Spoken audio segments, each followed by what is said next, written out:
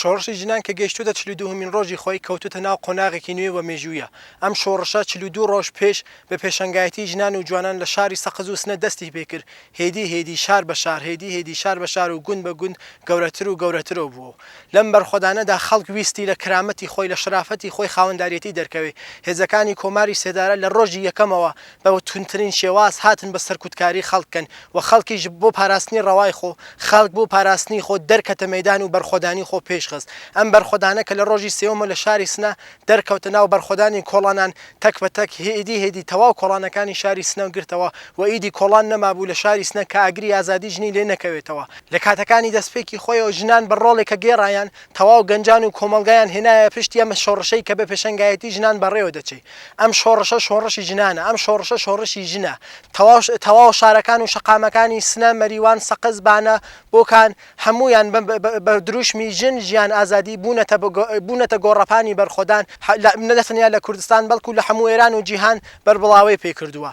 ئەم شۆڕشەکە ئێمڕۆ بە پێشەنگایەتی ژنان دەستی پێکردووە ئیدی ناگەڕێتەوە بۆ دواوە قۆناغێکی نوێ لە ناو مێژووی جیهاندا دەنووسێتەوە.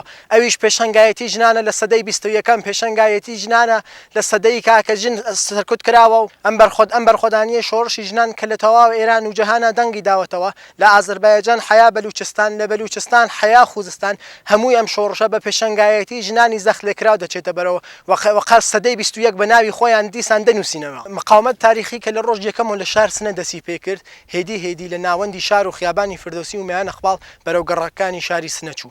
زێدەتر ئەم بەرخۆدانیە لە محەلەکانی شەریفاوە حاجیاوە مەیان نەبووت و تەواو گەڕەکانی تری سنە بەردەوامی کرد و خەڵک بە پێزانینی خۆی و بە پێ هێرشە سەرکوتکارەکانی هێزەکانی سوپای پاسداران و یەکینەکانی نیرو انتزامی و ئەرتش خەڵک بەویستی خۆی زانی کە دەرکەوێتە پاراستنی ڕەوای خۆی و ئیدی پاراستنی ڕەوای خەڵک بە مۆلۆتۆف بە تەواوەوانەوە دەستی پێکردووە.